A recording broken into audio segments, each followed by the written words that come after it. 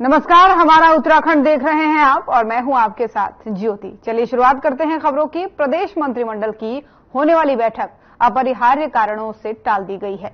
इस बैठक में कई अहम फैसले होने की उम्मीद थी। अब कैबिनेट की ये बैठक 11 सितंबर को होगी। तो देहरादून से आपको एक खबर बता रहे हैं जहां पर कैबिनेट की बैठक होनी थी और अपरिहार्य कारणों से बताया जा रहा है कि इस बैठक को टाल दिया गया है। कई अहम निर्णय लेने की भी इस बैठक में उम्मीद थी और अब कहा जा रहा है कि 11 सितंबर को ये बैठक होगी। तो मंत्रिमंडल की बैठक फिलहाल टल चुकी है। अपरिहार्य कारण बताए जा रहे हैं कि अपरिहार्य कारणों के चलते जो है ये बैठक टली है।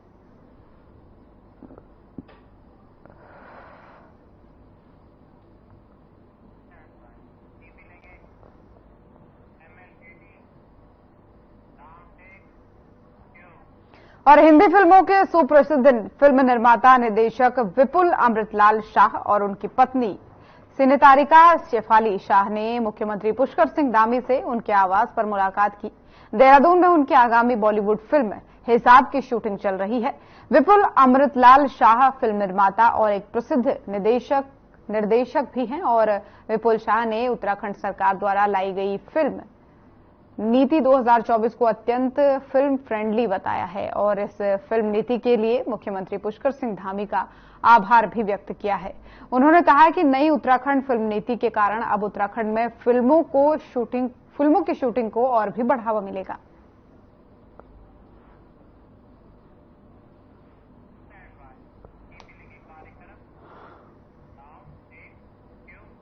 और बीजेपी के प्रदेश अध्यक्ष महेंद्र भट्ट ने हरीश रावत पर निशाना साधते हुए कहा है कि अपने सीएम कार्यकाल या पहले भी हरदा कभी गैरसैंण को स्थायी राजधानी के पक्षधर नहीं रहे और अब दिखावा कर रहे हैं। भट्ट ने कहा कि गैरसैंण को राजधानी बनाने में अपनी ही पार्टी के सदस्यों को अवरोधक बताने का दावा भी भ्रामक है।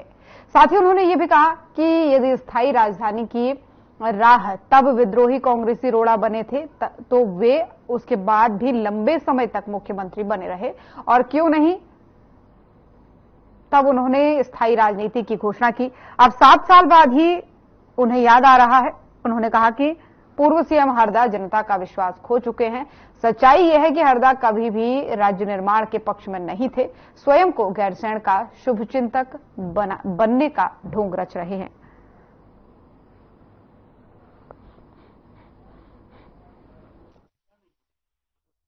भाजपा ने बनाया, देश का राजधानी भाजपा ने बनाई।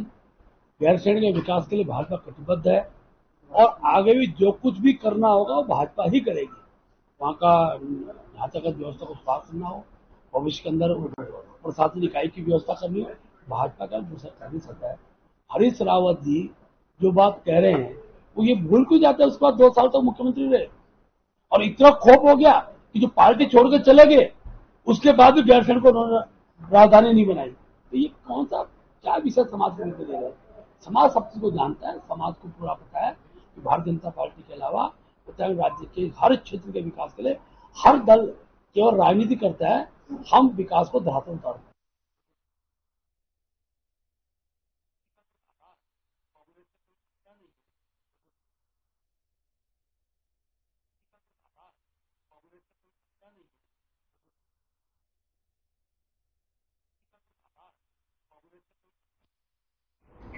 और उत्तराखंड में भारतीय जनता पार्टी जहां एक और सदस्यता अभियान कार्यक्रम के तहत पूरे उत्तराखंड में कार्यक्रम का आयोजन कर रही है, वहीं प्रदेश अध्यक्ष महेंद्र भट्ट का कहना है कि जिस दिन राष्ट्रीय अध्यक्ष प्रधानमंत्री नरेंद्र मोदी को सदस्यता दिलाएंगे उसी दिन से इस कार्यक्रम की विधिवत शुरुआत होगी।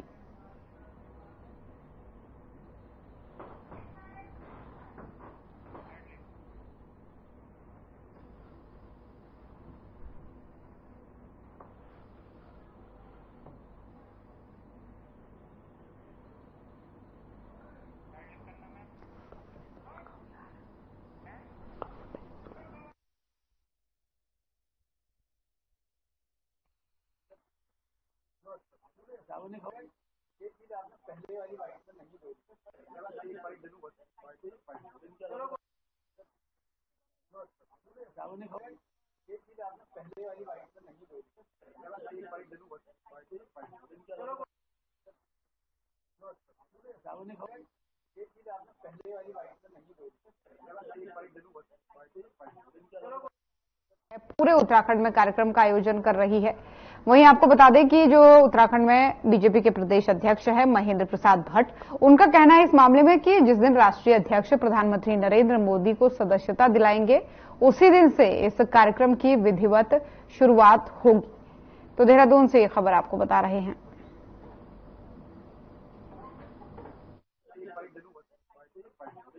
देखिए, भारतीय जनता पार्टी के सदस्यता अभियान के संदर्भ में कार्यशालाएं वो लगभग हमारे समाप्ति की ओर है। प्रदेश कार्यशाला के बाद जिलों के अंदर कार्यशालाएं हुई, मंडलीय कार्यशाला हमारी संपन्न हो चुकी है और जिस दिन राष्ट्रीय अध्यक्ष प्रधानमंत्री मोदी जी को सदस्य बनाएंगे उस दिन से ही हमारी सदस्यता का जो विधिवत जो कार्यक्रम है प्रारंभ हो जाएगा। और मैं कह सकता हूं पिछली बार से ज्यादा सदस्य हमारे बनेंगे। हमारी जो 2 चरणों की सदस्यता हुई थी उसको भी हम पहले चरण में करेंगे, इसमें विश्वास रखते हैं। और देखिए, कांग्रेस कार्यकर्ताओं से मिलने जसपुर पहुंचे पूर्व मुख्यमंत्री और कांग्रेस के वरिष्ठ नेता हरीश रावत ने आगामी विधानसभा चुनाव 2027 को लेकर बड़ा ऐलान किया है। इस दौरान उन्होंने कहा है कि वे कभी कोई चुनाव नहीं लड़ेंगे। साल 2027 के विधानसभा चुनाव में वे कांग्रेस के एक सिपाही और प्रचारक की भूमिका निभाएंगे। इसी के साथ ही रावत ने कहा कि जब उन्होंने चुनाव लड़ा तब प्रदेश में पार्टी को हार का सामना करना पड़ा, इसलिए उन्होंने 2027 का चुनाव लड़ने से इनकार कर दिया है। पार्टी को मजबूती देने के लिए वो लगातार कार्य करते रहेंगे और साथ ही उन्होंने ये भी बताया कि बीते लोकसभा चुनाव में भी वे इसी कारण मैदान में नहीं उतरे।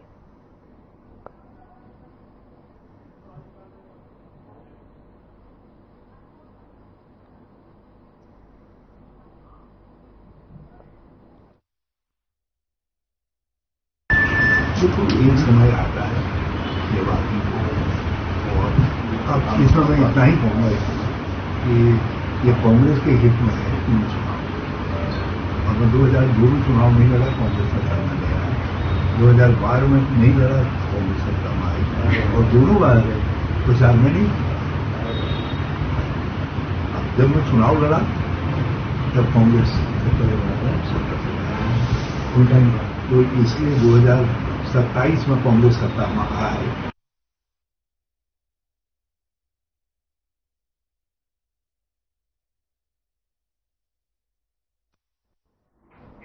और केदारनाथ धाम से सोना चोरी प्रकरण मामले में राज्य के पर्यटन मंत्री सतपाल महाराज का बयान सामने आया है, जिसमें उन्होंने कहा है कि विपक्ष नकारात्मक राजनीति कर रहा है। जब दानदाता ने 23 किलो सोना दिया है तो फिर 228 किलो सोना कैसे चोरी हो गया। साथ ही उन्होंने ये भी कहा कि उनकी ओर से पहले ही कमिश्नर से इस मामले की जांच कराई गई थी और जांच रिपोर्ट को शासन को भेजा गया है। वहीं कांग्रेस मुख्य प्रवक्ता गरिमा महाराज दसौनी ने सतपाल महाराज के बयान पर पलटवार करते हुए कहा है कि बद्री केदार मंदिर समिति के अध्यक्ष अजेंद्र अजय की ओर से दानदाता द्वारा 228 किलो सोना दान दिए जाने का दावा किया गया था।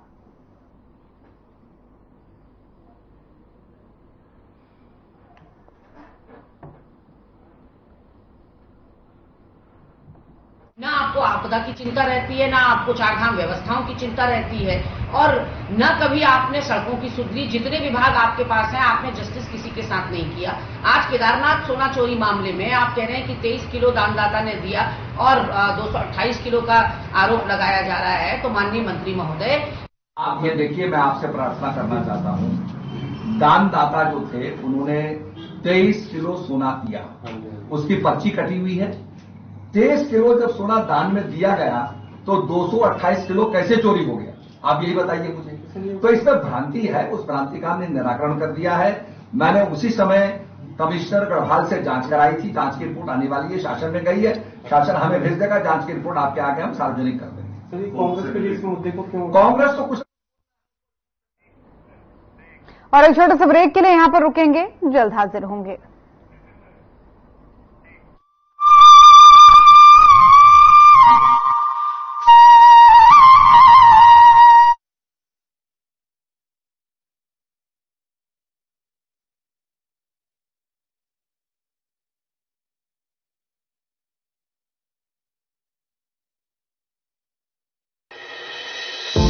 केंद्र सरकार की पीएम सूर्य घर मुफ्त बिजली योजना का उत्तराखंड सरकार कर रही है सफल संचालन। उत्तराखंड सरकार ने इस योजना के तहत 300 गांवों को किया है चिन्हित। जिन्हें बनाया जा रहा है सोलर ग्राम, तो वहीं शहरों में भी लोग इस योजना का उठा रहे हैं खूब लाभ। उत्तराखंड सरकार की तरफ से चलाई जा रही उत्तराखंड सोलर सब्सिडी योजना के अंतर्गत रूफटॉप सोलर लगवाने पर मिल रही है 2 गुनी सब्सिडी। स्वच्छ एवं नवीकरणीय ऊर्जा की दिशा में सरकार का ये ऐतिहासिक कदम आम लोगों को आ रहा है खूब पसंद। मैंने यहाँ पर प्रधानमंत्री सूर्य घर योजना के अंतर्गत 3 किलोवाट का सोलर प्लांट लगाया है। मेरे को इस पर केंद्र सरकार और राज्य सरकार दोनों तरफ से सब्सिडी मिली है। जब से मैंने ये प्लांट लगाया है तब से मेरा बिजली का बिल शून्य हो गया है और ग्रिड को कुछ यूनिट मेरी जो है यहाँ से एक्सपोर्ट भी हो रही है। सरकार द्वारा इस योजना के तहत 1 किलोवाट क्षमता वाले सिस्टम के लिए लागत का 50% और 2 किलोवाट के लिए 65% तथा 3 किलोवाट के लिए केंद्र से 85,800 और राज्य सरकार से 51,000 रुपए की दी जा रही है सब्सिडी। अगर आप भी बिजली का बिल जीरो करना चाहते हैं तो pmsuryaghar.gov.in पर कर सकते हैं ऑनलाइन आवेदन। इस योजना की खासियत यह है कि उपभोक्ता अपने घर की छत पर ही सोलर पैनल सिस्टम स्थापित करके बिजली उत्पन्न कर सकते हैं। अगर उत्पन्न बिजली घरेलू खपत से अधिक है तो उसे सरकार द्वारा निर्धारित दर पर खरीदा जाएगा। उत्तराखंड सरकार का अगले 3 वर्षों में सौर ऊर्जा प्लांटों के जरिए 2500 मेगावाट बिजली उत्पन्न करने का है लक्ष्य। सौर ऊर्जा से देश भर में 1 करोड़ घरों को 300 यूनिट मुफ्त बिजली मिलेगी।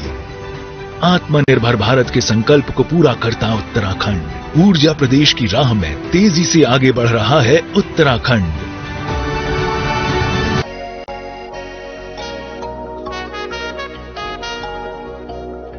तुम हुस्न परी तुम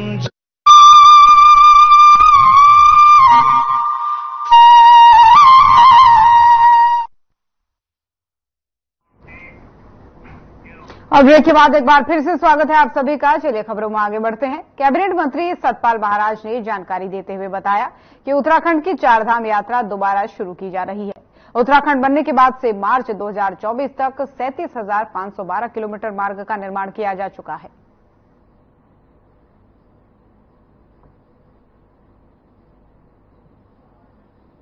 शुरू होने वाली है और प्रधानमंत्री ग्रामीण सड़क योजना के तहत भी इसके साथ साथ उत्तराखंड बनने के उपरांत मार्च 2024 तक 37,512 किलोमीटर मार्गों का निर्माण किया जा चुका है। वित्तीय वर्ष 2024-25 में मार्गों का निर्माण का लक्ष्य 171 किलोमीटर है। अतः मार्च 2025 तक लोक निर्माण विभाग के अधीन मार्गों की लंबाई 33,683 किलोमीटर हो जाएगी।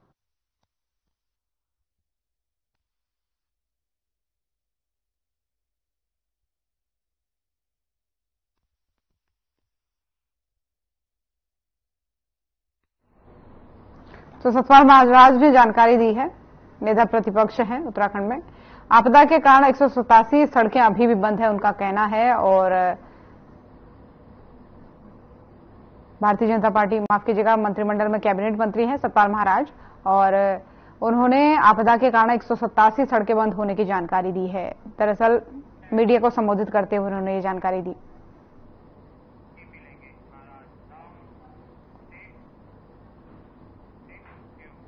और केदारनाथ मंदिर सोना प्रकरण एक बार फिर सुर्खियों में आ गया है। विपक्ष लगातार इस मुद्दे को उठा रहा है।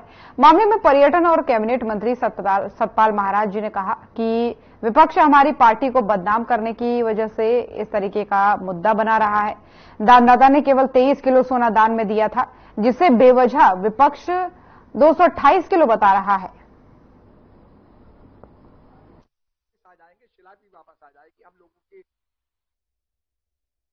देखिए, सबसे पहली बात यह है, आप सब बड़े विद्वान लोग हैं, समझदार लोग हैं। दानदाता ने 23 किलो जो है वो सोना दान दिया। 23 किलो सोना दान दिया, उसकी पर्ची कटी हुई है, आप लोगों ने भी पर्ची देखी है। अब 228 किलो कैसे हो जाएगा 23 किलो?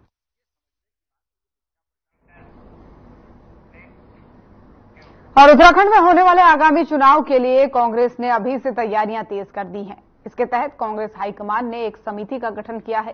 कांग्रेस मुख्य प्रवक्ता गरिमा मेहरा दसौनी ने बताया कि उत्तराखंड में होने वाले आगामी चुनावों के मद्देनजर कांग्रेस हाईकमान ने एक समन्वय समिति गठित की है।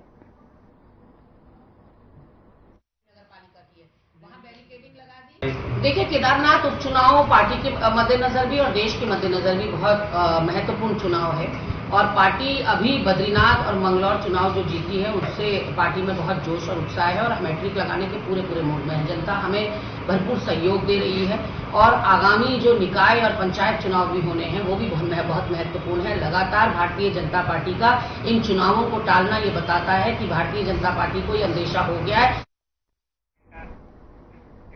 और अब खबर खटीमा से है, जहां मानसून सत्र से लौटे उपनेता प्रतिपक्ष खटीमा विधायक भुवन चंद कापड़ी ने प्रदेश सरकार पर गंभीर सवाल उठाए हैं। कापड़ी ने कहा कि आपदा, गौशाला, किसानों के मुद्दे, चारधाम, भ्रष्टाचार, कमजोर कानून व्यवस्था, चारों ओर फैली अव्यवस्था और प्रदेश लगातार कर्ज में डूबता जा रहा है।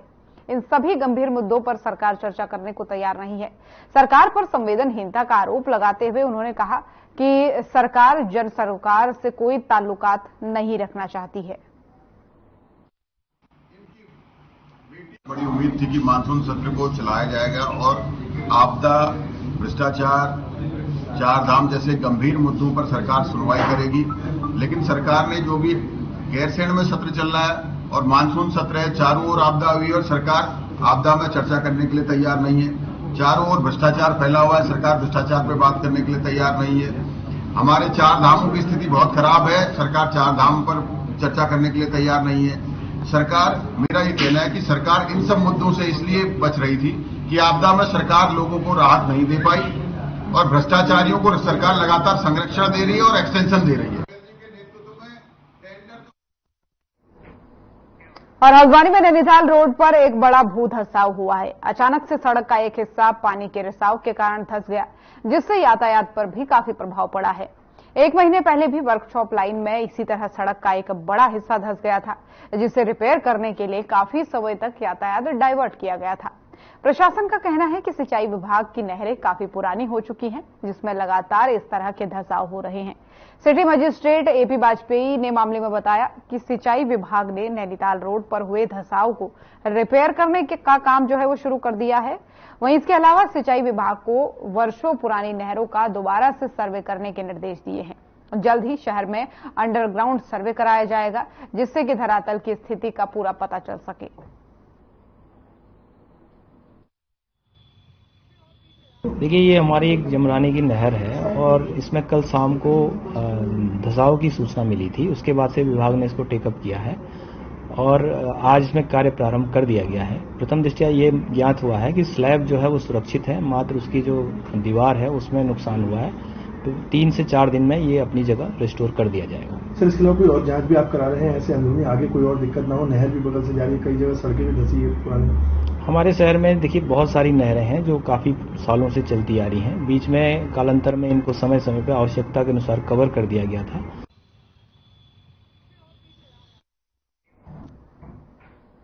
और उधर उत्तराखंड में सातों आठों पर्व की धूम है। आपको बता दें कि भाद्र महीने की पंचमी में ये पर्व शुरू होता है, पंचमी से, और पूरे हफ्ते भर चलता है। महिलाएं इस पर्व में शिव पार्वती के जीवन पर आधारित लोकगीतों पर नाचती गाती हैं। चंपावत जिले के टनकपुर क्षेत्र में महोत्सव के दौरान शिव पार्वती का विवाह कर 7 दिन तक प्राचीन गीतों की धूम रहती है। पंडित महित जोशी के अनुसार ये उत्सव 5, 7, 8 दिन और 11 दिन तक भी मनाया जाता है। इस दौरान महिलाएं पारंपरिक गीतों के साथ धूमधाम से ये त्योहार मनाती है। ये पर्व भारत देश के साथ साथ नेपाल देश में भी बहुत ही भव्य और धूमधाम तरीके से मनाया जाता है।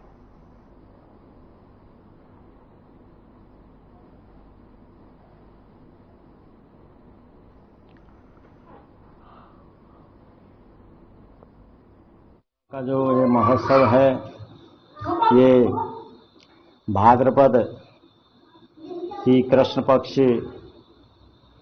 में इस पर्व को मनाया जाता है और कई वर्षों में यह जो है भाद्रपद शुक्ल पक्ष यानी कि कभी यह जन्माष्टमी के पक्ष में और कभी नंदाष्टमी के पक्ष में इसको बनाया जाता है। और 7वीं और 8वीं यानी कि 7वें दिन, सप्तमी के दिन जो है गौरा माता को लाया जाता है और इनका पूजन किया जाता है। ये त्योहार हमारे पूर्वजों से सदियों से ही बनाते हैं हमारे यहाँ। इसका हमारे यहाँ बहुत बड़ा महत्व होता है। ये गौरा मैया जब रूठ के अपने मायके आती हैं तो मतलब उसी चीज से ये चीज बनाई जाती है। दूसरे दिन फिर महेश्वर आते हैं, गौरा मैया को मनाने के लिए आते हैं। फिर हम खुशी होती है, उनकी शादी होती है। फिर उसके बाद बाला आता है, बाले को खिलाया जाता है।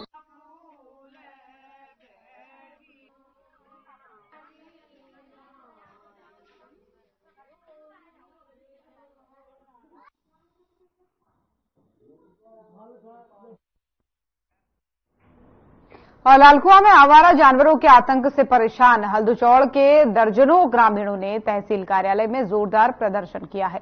उन्होंने तहसीलदार मनीषा बिष्ट को 12 सूत्री मांगों का ज्ञापन सौंप करके समस्या का समाधान करने की मांग की है।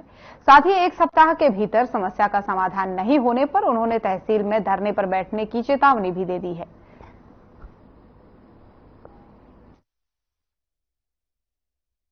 क्षेत्र में लगातार मौतें हो रही हैं। अभी तक लगभग इसी महीने का अगर काउंट करें तो लगभग 32 से ऊपर मौतें लालकुआ विधानसभा में हो चुकी हैं, जो बड़ा दुर्भाग्य का विषय है।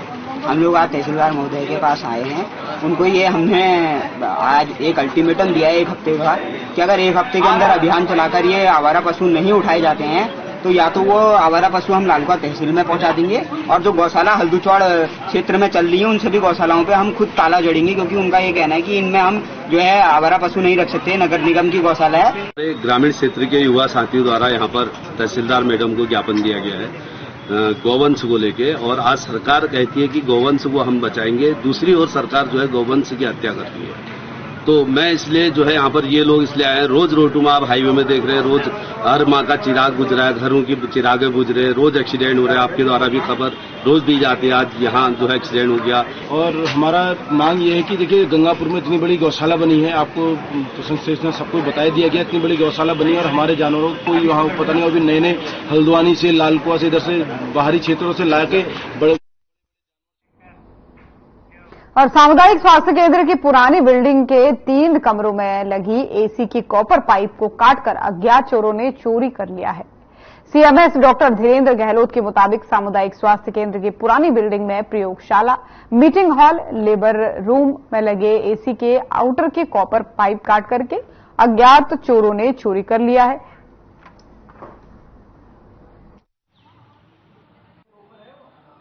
एसी के पाइप और एसी से संबंधित कुछ चीज़ों की चोरी हुई है। यह पहले 2-4 महीने पहले भी हुई थी, पिछले साल भी हुई थी। लगातार इस तरह की चोरियां हो रही हैं। पुलिस में हम कंप्लेन करते हैं, वो आते हैं, सीसीटीवी की फुटेज भी दी हमने बीच में, लेकिन अभी तक बहुत कड़ाई से जो और मित्रता का सेवा सुरक्षा का नारा देने वाली उत्तराखंड पुलिस अब खुद ही लोगों पर लाठी चार्ज और मारपीट करने पर उतर आई है।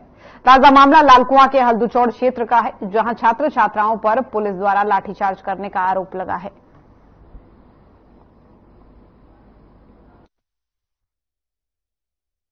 दरअसल हुआ ऐसा था कि हम जन्माष्टमी का महोत्सव चल रहा था, हम गौधाम जा रहे थे परमा।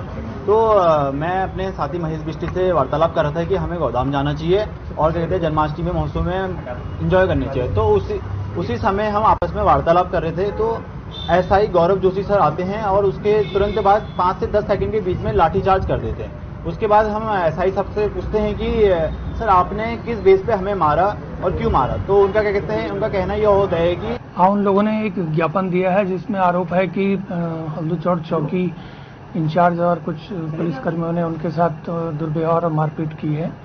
वो चौकी की कार्यप्रणाली से क्षुब्ध थे। मेरे पास शिकायत आई है, इसकी जांच मैंने सीओ लालकुआ को दे दी है और इसमें जैसी रिपोर्ट आएगी उसके अनुसार। देखिए कल रात की बात है और हमारे गोदाम का मेला लगा रहता है और हर जन्माष्टमी में होता है। तो उसमें हमारे बच्चे घर ही के आसपास में खड़े हुए थे। तो इन्होंने जो बताया कि इनके साथ लाठियां मारी गई, जिसका ये रिकॉर्डिंग भी हमें दिखा रहे हैं। तो वो और अब खबर देहरादून से आपको बताएंगे, जहां पर गिरासू भवन नहीं गिराने पर कार्रवाई की मांग की गई है और इनको नोटिस भी जारी हुआ था। आपको बता दें 43 गिरासू भवनों को नोटिस जारी किया गया था। लंबे समय से देहरादून नगर निगम द्वारा जो है गिरासू भवनों को गिराने की कार्रवाई नहीं की गई है और इन्हीं लंबित कार्यों को दोबारा शुरू करने के लिए नगर निगम लगातार अपनी कवायद में जुटा हुआ है।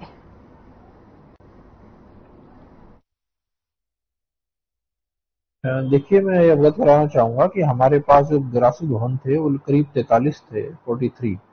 उन सभी को नोटिस जारी किए गए हैं और उसमें से 8 को रिमूव कर भी दिया गया है। बाकी जो भवन है उसमें से कुछ में आपस में इनका मकान मालिक और किराएदार का विवाद है, कुछ में कोर्ट के। खबर उत्तराखंड देख रहे थे आप। बुलेटिन में फिलहाल इतना ही। नमस्कार।